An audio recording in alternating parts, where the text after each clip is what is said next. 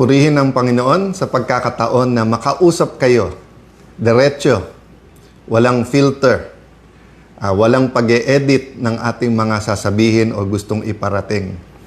Mag-comment din po kayo or yung mga tanong, i-post nyo po para sa susunod nating pag-uusap ay pipilitin kong masagot din ang inyong mga katanungan. Magandang hapon po sa inyong lahat, sa ating mga kababayan sa Luzon, Visayas, Mindanao. Sa mahal natin mga OFW na parati nating sinasabing mga bayani, pero madalas hindi natin tinuturing na bayani. Sa mga nagsasabing sila ang bayani, pero pinagtatakpan ang katotohanan. At lalong-lalo na po sa mga kababayan natin na dadama na ang economic crisis na dulot ng mataas na presyo ng langis at ng mga problema sa ating ekonomiya. Today, I want to talk about and inform you about 4 newsworthy items, the Blue Ribbon Committee, its mission, at nasaan tayo ngayon. Pangalawa po, yung special session. Pangatlo po, yung final ng petition ng grupo sa Supreme Court. At yung 4 po, yung kung naka-martial law na po ba sa Senado or yung Senate lockdown na kahit ayaw nilang tawagin na ito'y isang lockdown. So, let me start po with a story in the Bible that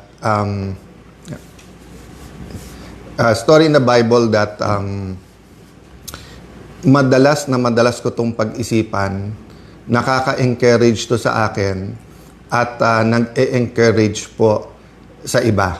So, inaayos lang po yung phone ko, medyo mabigat. Ang tumatagilid po yung phone, hindi po tayo. Ayan. Laban lang po tayo. Okay. So, ito pong story na to ay alam ng napakaraming tao. Ito po yung story ng persistent widow, no? Persistent widow, meron po isang byuda, taas pa ng nakatagilid.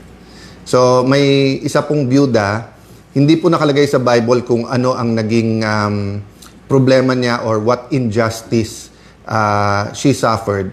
Pero ang nangyari po dito ay sinasabi na pinupuntahan niya po yung judge, pero hindi po siya binibigyan ng justice.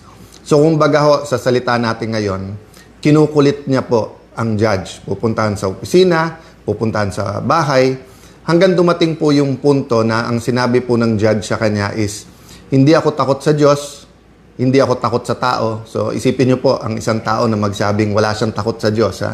Wala siyang takot sa Diyos. Tapos sabihin niya, hindi rin siya takot sa tao. Ibig sabihin po, or walang kinakatakutan na tao, meaning ganun siya kasiga.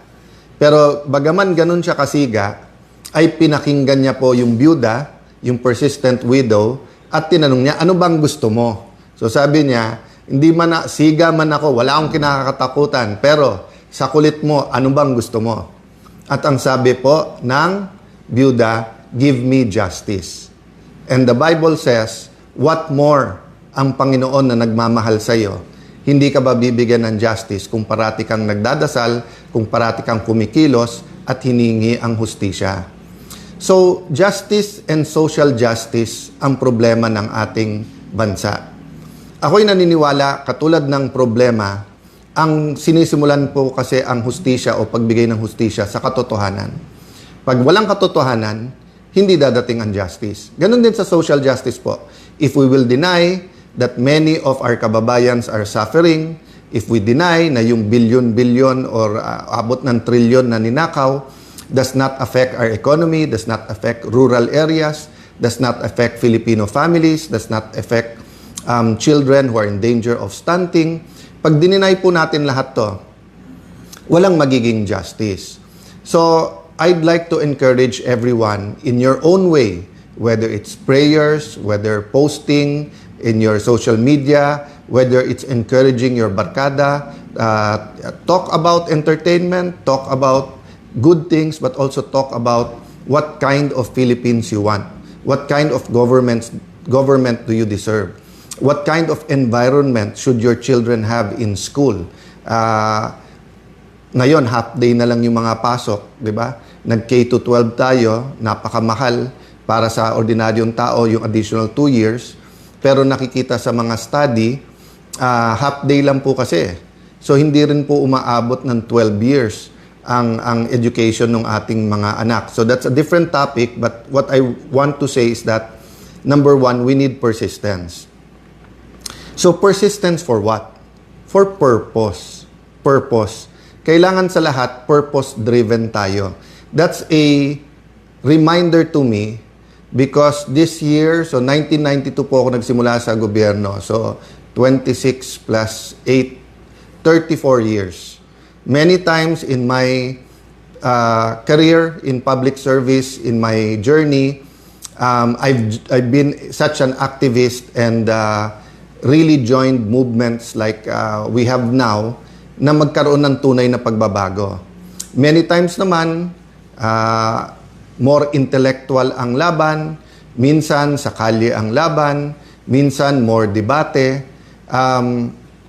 Kaya nga minsan parang sinasabi, mabait ka rin pala Alan, o kaya sinasabi na, wala tayong inaaway ngayon. So, different times, different seasons, but I realize po na there are really seasons, there are really times na nasa crossroad ang bansa at pag hindi tayo kumilos, it will determine the future of the next generation. Para din po yung mga Hudyo or yung Israelis who were in the desert, 40 years instead of 2 weeks na paglalakbay. So will we, after EDSA 1, 1986, ngayon 2026, 40 years later, will we continue to wander in the desert or will we enter the promised land? For me, the promised land is a powerful, prosperous Filipino. The empowered Filipino, napakayaman ng ating bansa. Pero dahil talamak ang corruption, dahil mali ang mga public policies, iilan lang yung yumayaman. Hindi po completely true to say mahirap ang Pilipino. Hindi po. Karamihan ng Pilipino ay mahirap. Kaya nga may mahigit 10 milyon na kailangan pang umalis ng bansa para humanap lang ng trabaho, mabuhay ang pamilya. Pero meron pong iilan. Kung tutuusin, kung sabihin mong 1%, marami din yon, 1 million. But siguro may maybe 50 families that basically control everything. And I will not say that they're the problem, but I will say that we should have thousands, 100,000s, or millions of families who semi-control our economy together. Hindi yung 50 o 100 lang, at yung ekonomiya at politika magkadikit to. So problema, pagka naging corrupt yung isa, damay-damay na, sama-sama na. No? So we have to be persistent in fighting corruption, but there are times in history na meron pong talagang shaking. No? Ibig sabihin po, yung gulo o yung disruption, may kasama po itong dapat na repentance at revival. No? So hindi to ordinaryong parang, oy, may corruption dito sa isang ospital na to. Palitan yung accountant, ayusin yung sistema.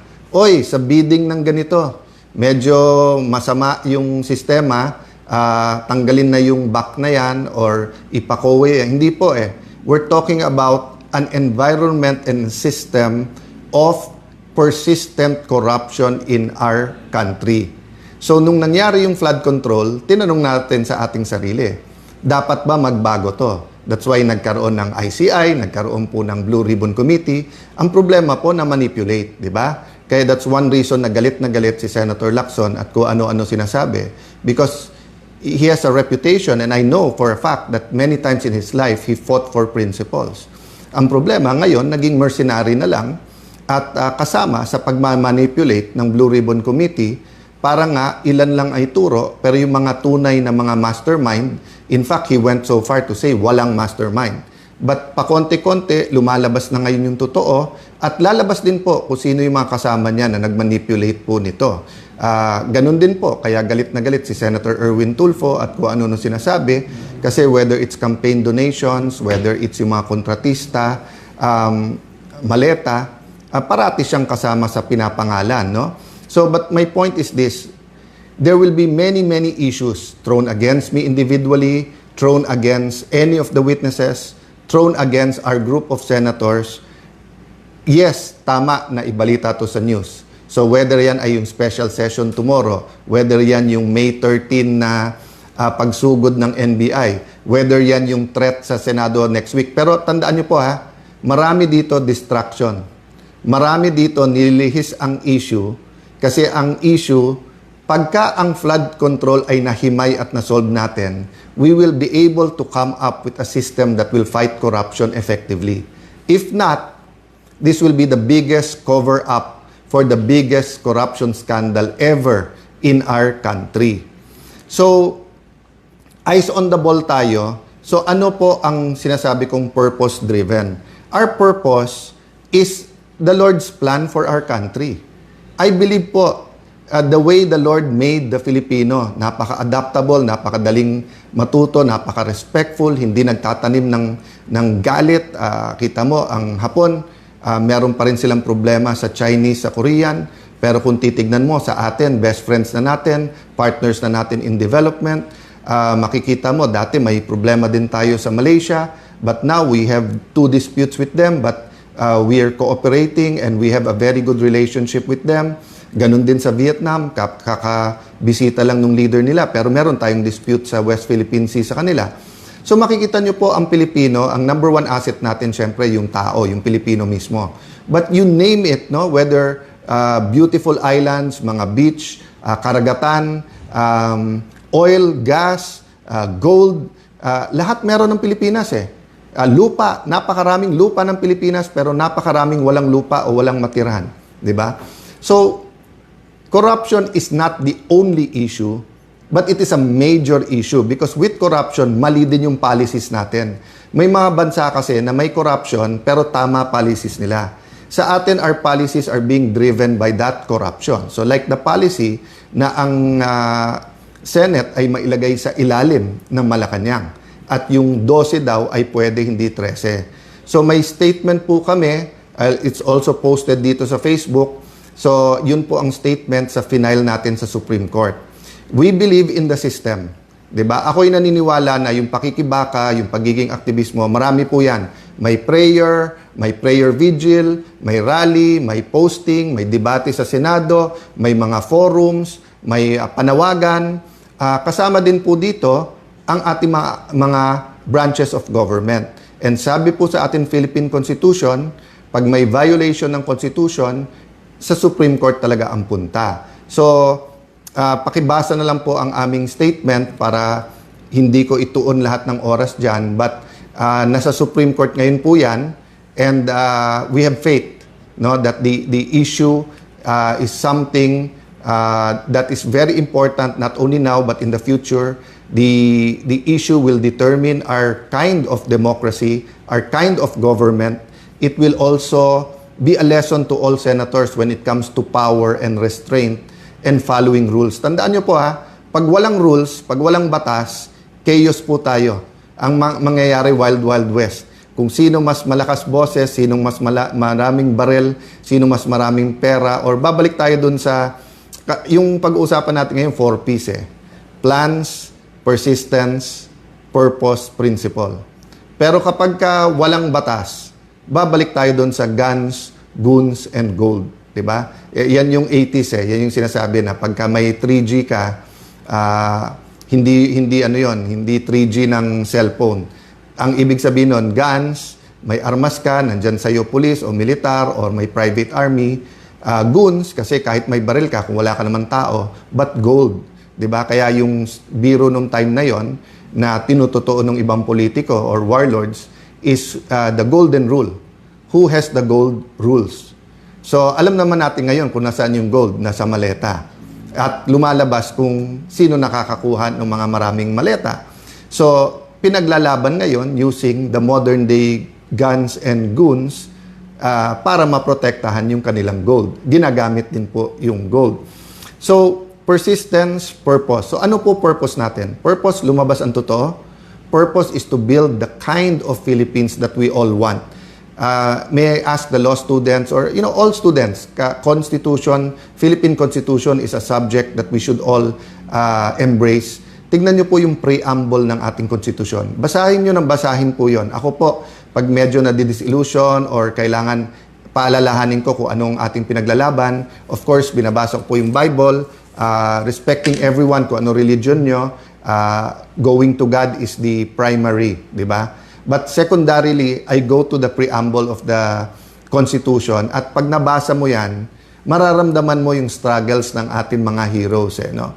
So what are plans? Sabi po sa Jeremiah 29:11, "For I know the plans I have for you, plans to prosper you and not to harm you, plans to give you hope and a future."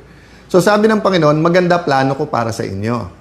O, planong pagpalain kayo at hindi saktan, plano bigyan ng pag-asa at kinabukasan. Sabi ng aking kaibigan, aking kapatid, si Carlos, yung kinabukasan at yung pag-asa, pinagsama niya doon. Kasi nga, yung pag-asa mo ngayon, pero may pag-asa ka rin bukas sa mga anak mo. So what we're doing now will affect. So EDSA 1 affected my generation. EDSA 2 affected the other generation. Diba? All these scandals, Napoles, ngayon flood control, how we handle it will affect the generation of the Gen Z and the generation that has yet to be born.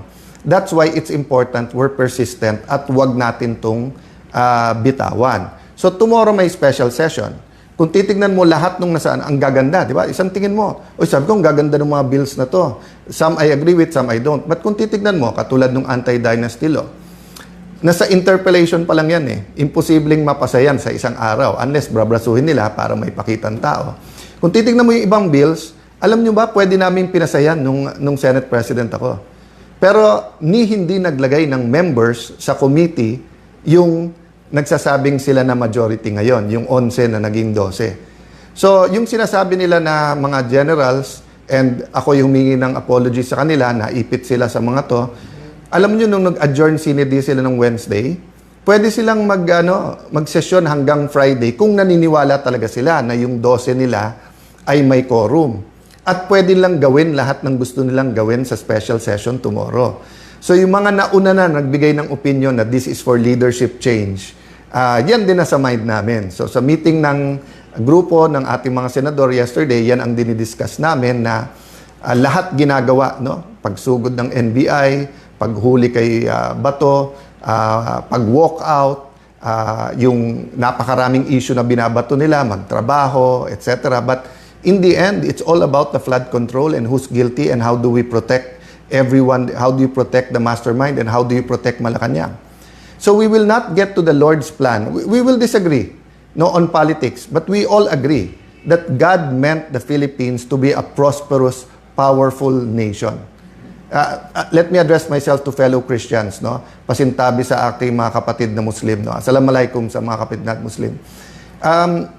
For how many decades, centuries have we been claiming to be a Christian nation? Pero ano nababasa ng ibang mga bansa tungkol sa Pilipinas? Idolatry, immorality, corruption, di ba? So we have to change that. So dyan pupunta. How do we change that? Through our principles. Ang pinaglalaban namin, hindi power, hindi position, prinsipyo.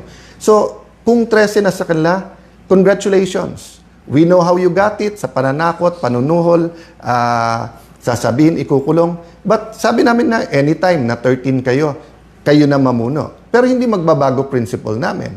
Kaya ang tanong ko, kung makukuha nyo yung 13, buburahin na naman natin yung flood control or IFRO front and center natin to. Lahat, kinukuyog nyo buong Pilipinas na magkaroon ng impartial na impeachment. Pero ayon yung hindi kayo ang mag-preside. Ayaw nyo na ang numero ay 24. Binabago-bago nyo. Pinost ni Senator Win, tapos tinanggal. Tapos ngayon ay sinasabi ni Senator Win, hindi, talagang 1624. Tapos sinasabi ng ibang prosecutors, hindi. Supreme Court lang pwede magsabi. Whether yan ay congressmen and women prosecutors or yung private court. Ginugulo na po nila kasi kasunod yan, Chacha. From the start po, di ba, sabi namin, eyes on the ball. Control, Chacha, pag whitewash, para nga ma-extend yung term. Sana mali ako. Sana mali. Pero sa ginagawa, tignan niyo po sa Senate, paulit-ulit siya, magtrabaho, walang drama. Pag upo pa lang nila, pinauwi. Nagbigay lang ako notice na Thursday may Blue Ribbon Committee hearing sa session hall, biglang may threat na daw. Pero hindi ma-confirm ng ibang security forces. Pero bukas sa session, pwede nang ulit gamitin at pwede tayong lahat. Pero today and yesterday, bawal na ang mga senador may bisita. So, hindi ba lockdown din yon? Paulit-ulit sila, bantayan daw ako, baka daw padlockin ko yung Senado. Basically, pinadlock na nila eh. 'Di ba? Na sila na nagde-determine sinong pwedeng pumasok o hindi. Simpleng kapitan, simpleng konsehal. Anytime pwede ka pumasok ng barangay hall. Of course, hindi pwedeng armado, hindi pwedeng 500 kayo papasok dyan. May security protocol. Ang dami namang kagalang-galang and I respect the PNP, lalo NCRPO, SAF. Yung mga nasa labas ng Senado, I think is NCRPO and SPD. Wala namang gulo eh. Kung may nagrarally, peaceful naman sila doon. Kung may konting gulo, naayos. Pero bakit ganun na ang Senado? Because they're sending the message, huwag kayong lumaban sa amin. Pag lumaban kayo, kaso, kulong, hopefully walang patayan. But allow me to say all of this because we never know what the future, I have faith. I'm walking by faith, not by sight. I do believe ang mga witnesses mailalabas pa tong lahat. But we have to tell you, di ba? One, we have to be persistent. Number two, what we're fighting for is nothing less than the kind of government we want, the kind of Philippines we want, the environment that we want to have. Do you want a healthy environment where students can study, where Filipinos are healthy, when hindi na kailangan mag-abroad? Kaya po yan kung tanggalin natin yung massive corruption. Pero kung mangyayari po ngayon ay takot lang, so tinatakot lahat, okay, pag lumabas yung masterminds, baka maging presidente si VP Sara, no? Nakailan laban na po tayo in the past. Ang panakot parati, sinong vice president? Or during martial law, tinanggal ang vice president. Pag tinanggal daw si FM senior, baka magkagulo. So, magulo na po. Magulo na, nagkakagulo na sa corruption. Hindi magulo sa kalye. Pero magulo ang sistema natin, kaya maraming kailangan umalis ng Pilipinas para maghanap ng trabaho. Maraming nagugutom dahil magulo ang pagnanakaw sa ating bansa. Ang kailangan ayusin ay mawala ang pagnanakaw. Hindi yung ayusin yung pagnanakaw na yun ang ginagawa ngayon. So, nung sinabing magulo kasi sa pagnanakaw, edi ayusin pagnanakaw, ayusin natin tahimik, sino lang, tama lang, medium-size maleta lang. Hindi po. We have to change all of that and we have that opportunity. So, let me sum it up, no? The Blue Ribbon Committee, habang yan po ay legitimately under sa grupo, we will support Senator Dante Marcoleta. He is under much pressure. Baka nga kasuhan na daw, baka labasan na ng warrant of arrest. Hindi niya magamit yung session hall or and then yung coordination sa labas, napakahirap po. Witnesses, be strong, be steady in any way you can. Tell your story because you never know if you'll have the opportunity or not. Special session, we continue to discuss but obvious sa amin, ang target dito ay kunin ang Blue Ribbon Committee at i-secure yung Senate presidency. Actually, pinag-usapan namin ng grupo, kunin na nila lahat, Senate presidency, lahat ng committees. Pero kung sincere sila, iwan sa atin yung Blue Ribbon Committee para ang buong katotohanan. Mag-attend sila. Hindi naman natin gusto ng hearing na isang side lang nandun, pero hindi bibigay. Supreme Court, pray that it will be taken up. Pray for all the justices. Pray na ma-articulate ng both sides yung kanilang stand. Diba? Tapos Senate, pag-pray nyo po, kasi ang Senate is the last bastion of democracy. No? Yun ang sinasabi na, ibig sabihin po, pag napatahimik na lahat, nandyan yan. Kasi dumating ang time in martial law, pati media, kaya nga hangang-hanga dati ako nun sa Malaya at saka sa Inquirer, dahil nga may boses ng oposisyon. Ngayon, ang style nila is hindi patahimikin yung media kung hindi guluhin, di ba? Tignan nyo yung sabihin lang, wag tawagin 18 Marines. Bakit? Hindi ba sila dating Marines? Hindi ba pati pag-retired tawagin? So, naging bagman. Ang bagman po, yun yung taga-kuha mo ng pera, hindi yung taga-buhat ng pera. So, yung mga bagman po, yun po ang sinusumbong nung 18. Hindi po sila bagman. Tapos ngayon, na lang, former employees of Zaldico. At yung mga media, sumusunod yung iba. So, ang Malacanang na pala nagdidikta how to describe a witness. No? Ako hindi ko dinidikta sa media. But ang sinasabi ko lang, that's the kind of environment we have now. That the anti-corruption forces can only rely on truth. But the pro-corruption forces have all the means, even the small means of crafting words so that emotions can be controlled. So, ito po ang inyong lingkod, si Kuya Alan. Hindi ko na sabihin senador, hindi ko na po sasabihin Senate President, whatever, kasi yung posisyon, baliwala sa akin yon. Pero gusto ko pong maging kuya, kasi ang kuya po, pinoprotektahan yung mga kapatid. Ang kuya po, sinasandalan din ni tatay at ni nanay para tumulong din sa pamilya. Si kuya, pwede mong katukin kahit anong oras. So, I draw inspiration also from my colleagues and allies in the 12. Marami pong pagsubok ang bawat isa, whether it's health issues, whether it's yung kaso, etc. So pag-pray nyo po kami. But yun nga po, let me affirm my faith in our system, in our constitution, in the Supreme Court, and first and foremost, no, in the God that I believe is alive. So again, we will update you.